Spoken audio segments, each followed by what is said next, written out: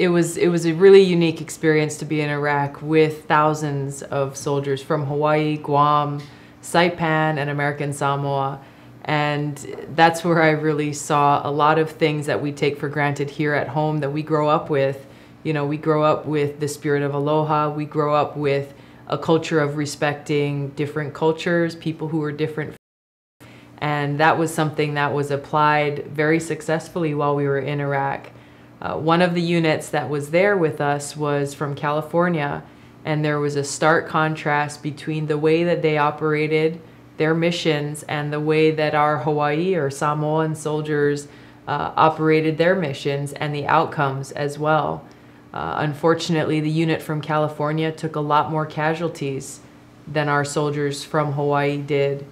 And, you know, one of the reasons why the unit from California took such higher casualties was because they didn't have as good of a working relationship with the Iraqi community where they were placed.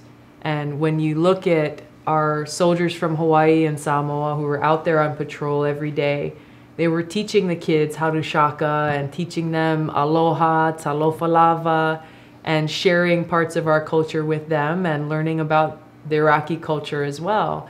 And so this rapport was developed and these relationships were developed. And it wasn't something that was kind of too soft and fuzzy for the military. It was just people respecting each other. You know, it was our soldiers going in and respecting the elders within the community there. And as a result, the community reciprocated and invited them over for tea and said, hey, you know, someone was digging in the road half a mile down the street. You might want to watch out for that area. Or we heard about a weapons cache that was at this location. You might want to check it out. And so our soldiers were very successful in finding these weapons caches, and really even statistically for that area, they reduced the number of casualties and attacks and were able to make a lot more progress in their mission. But what it really came down to is that aloha spirit in action, that aloha, showing aloha through respect and compassion and wanting to work with people and finding that common ground.